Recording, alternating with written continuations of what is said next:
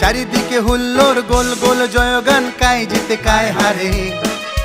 রেফারির বাঁশিতেই বোঝা গেল জয়টা হইয়া গেছে ট্রাই বেকারে। আপনারা দেখছেন হলদিবাড়ি টাইমস। দেশের বিভিন্ন প্রান্তের মহিলা দলকে নিয়ে ক্ষিতীশচন্দ্র রায় মেমোরিয়াল নকআউট মহিলা ফুটবল টুর্নামেন্টের আয়োজন।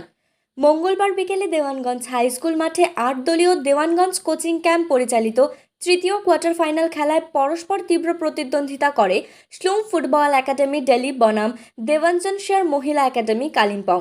নির্ধারিত সময়ে দুটি দলেরই গোল শূন্য থাকায় ট্রাইবেকারের সিদ্ধান্ত নেন রেফারি। ট্রাইবেকারের 3-2 গোলে স্লুম ফুটবল একাডেমি দিল্লিকে হারিয়ে সেমিফাইনালে দেওয়ানজনশিয়ার মহিলা একাডেমি কালিম্পং। এই দিন খেলায় সেরা নির্বাচিত হয় দেওয়ানজনশিয়ার মহিলা একাডেমির কালিম্পং দলের সোনালী বালা।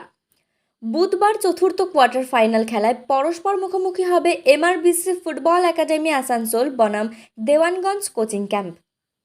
চারিদিকে হুল্লোর গোল গোল জয়গান, কায় জিতে কায় হারে।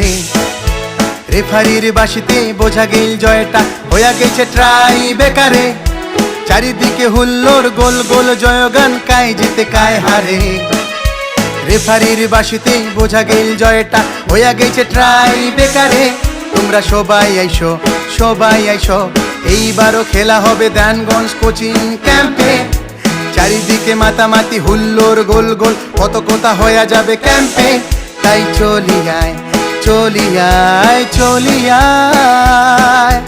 আজ খেলা হবে ফুটবল।